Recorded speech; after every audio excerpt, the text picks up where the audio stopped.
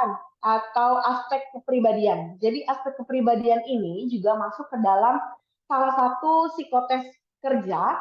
Kenapa diperlukan? Karena untuk melihat. Jadi teman-teman bagaimana sih kepribadiannya? Seperti apa sih kepribadiannya teman-teman? Cocok nggak ya dengan budaya organisasi yang sudah berjalan di perusahaan? Baik, saya bahas ya. Jadi yang pertama adalah sikap sosial. Kenapa sikap sosial diperlukan teman-teman? Jadi di posisi apapun, di divisi apapun maupun di departemen apapun, sikap sosial ini perlu. Kenapa?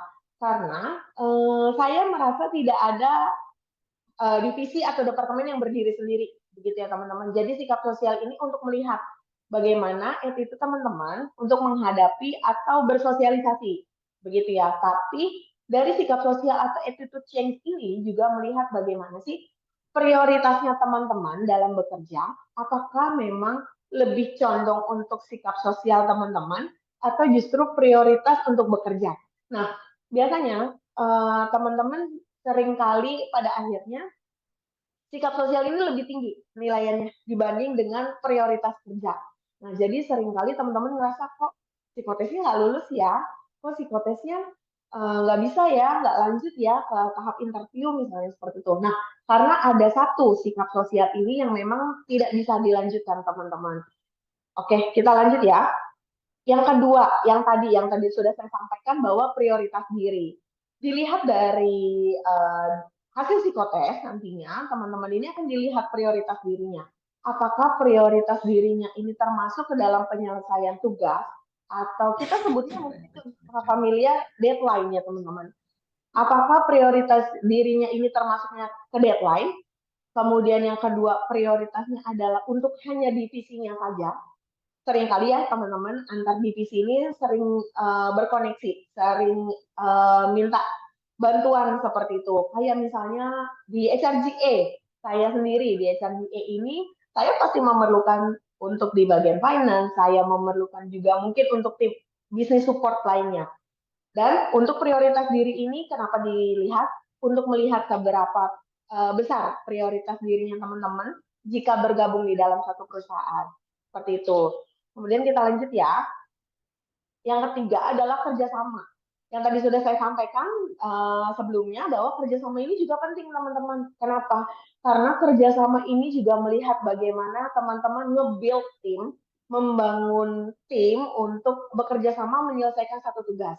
Gak bisa nih misalnya dalam satu tim terdiri dari manajer, kemudian mungkin ada supervisor, ada leader dan juga ada staffnya. Tidak mungkin hanya supervisornya sendiri atau hanya staffnya sendiri saja yang jalan, manajernya hanya tinggal tanda tangan gitu, nggak bisa juga ya teman-teman. Jadi memang kerjasama ini adalah untuk membangun semua tim. Jadi kerjasama yang tadi saya sampaikan tidak hanya antar divisi, tidak hanya antar departemen, tapi juga kerjasama di dalam satu perusahaan atau kita sebutnya di dalam satu organisasi begitu ya teman-teman.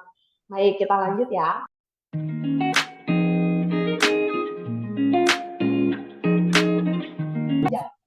Kenapa sih aspek sikap kerja ini juga dilihat atau dinilai dalam psikotes gitu ya teman-teman? Yang pertama adalah daya tahan. Kenapa daya tahan ini?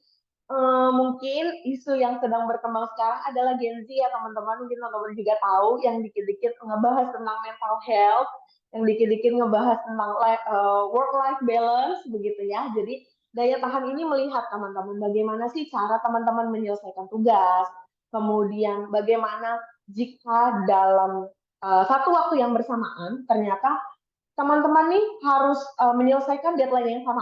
Nah, daya tahannya ini seperti apa? Apakah jadi berujung burnout? Apakah jadi berujung mengajukan surat resign ke leader atau supervisornya sendiri seperti itu ya. Jadi memang aspek kerja ini dilihat untuk daya tahan. Kemudian yang kedua adalah emosi. Emosi di sini adalah bukan berarti setelah diberikan tugas tonjok-tonjokan dengan supervisor tidak juga ya teman-teman. Jadi memang emosi ini adalah bagaimana cara dia meskipun mungkin teman-teman di sini sudah banyak juga yang bekerja ya. Mungkin teman-teman juga tahu mungkin ada ketidakcocokan antara teman-teman dengan supervisornya sendiri misalnya atau teman-teman dengan manajerial begitu. Tapi emosi ini untuk melihat itu teman-teman. Jadi bagaimana cara teman-teman menghadapi satu situasi Karena nggak semua orang atau tidak semua perusahaan itu bisa sama ekspektasinya seperti kita gitu ya teman-teman. Jadi mungkin kita berharap masuk ke dalam suatu organisasi atau suatu perusahaan adalah orang yang mendukung kita. Kita juga punya manajer yang suportif misalnya. Tapi ternyata enggak juga kok. Ternyata mungkin kita masuk ke perusahaan yang zonk gitu ya. Tapi ternyata untuk melihat emosi ini adalah seperti itu teman-teman.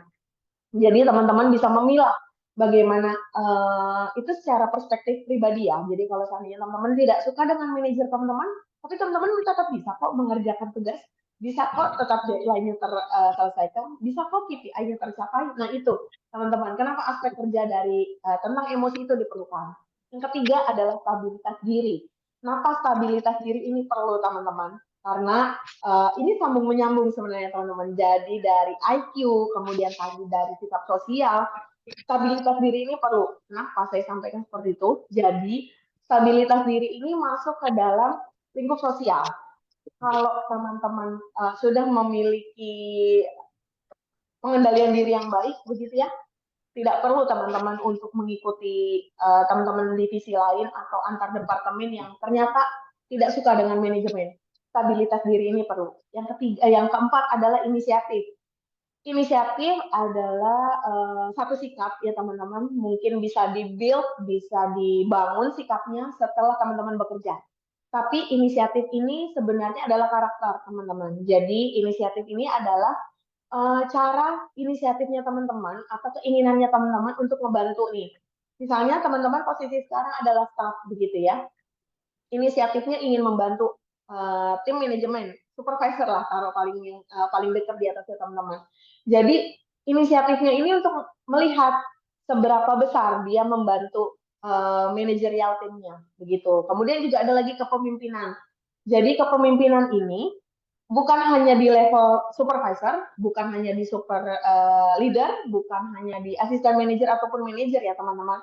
Tapi sikap kerja di bagian part kepemimpinan adalah untuk melihat bagaimana cara teman-teman memimpin diri teman-teman sendiri. Karena memimpin diri sendiri itu adalah hal yang utama sebelum teman-teman nge-build atau memimpin timnya sendiri, seperti itu ya. Jadi untuk memimpin diri dari mulai manajemen waktu, kemudian dari prioritas diri, prioritas pekerjaan yang harus diselesaikan terlebih dahulu, seperti itu teman-teman. Kemudian ada lagi kecepatan kerja. Dari seluruh perusahaan, saya yakin menginginkan calon timnya adalah orang dengan kecepatan dan ketepatan kerja. Bukan hanya cepat namun tidak tepat, bukan hanya tepat tapi lambat gitu, enggak juga ya teman-teman. Jadi memang kecepatan kerja ini diperlukan. Kenapa? Karena kita semua bekerja itu dengan deadline. Kita semua itu bekerja dengan mungkin kalau di tim rekrutmen tahu ada namanya power planning gitu ya, tim talent acquisition. Nah, kecepatan kerja itu adalah pemenuhan untuk seluruh pekerjaan yang diminta dari tim manajemen ataupun juga dari KPI teman-teman masing-masing di semua perusahaan. Dan juga ketelitian tadi saya sampaikan. Nggak hanya tepat, tapi juga teliti. Tidak hanya cepat, tapi kalau misalnya dia tidak teliti, itu untuk apa ya teman-teman? Karena nantinya akan ada revisi lagi gitu. Jadi wasting time teman-teman. Jadi perlu kecepatan dan juga ketelitian. Baik, untuk selanjutnya,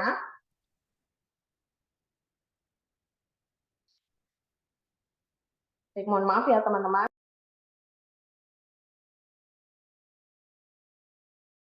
menjaga konsentrasi dan fokus.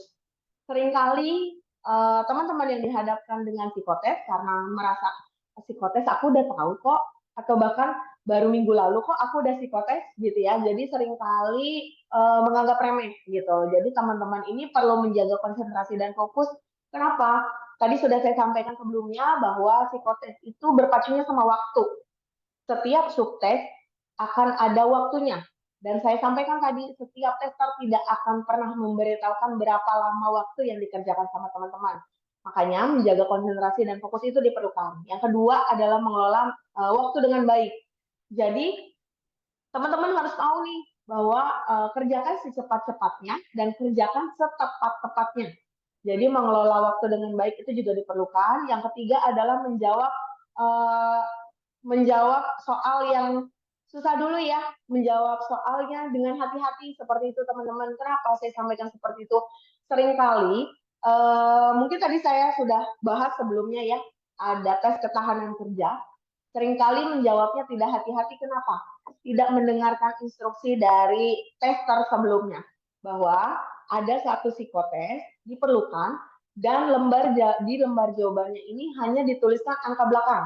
Seperti itu. Jadi, karena teman-teman nggak konsentrasi, nggak fokus, kemudian saat lembar jawaban atau lembar soal diberikan dari tester, teman-teman bingung sendiri bahwa semua harus berpacu sama waktu, semua harus berpacu sama ketepatan, berpacu dengan ketelitian dan hati-hati, tapi teman-teman lupa nih karena tidak fokus dan tidak konsentrasi yang di depan, gimana ya caranya seperti itu. Jadi ada satu, mungkin teman-teman juga sudah ngalamin psikotes pada penerimaan atau hiring sebelum-sebelumnya, teman-teman.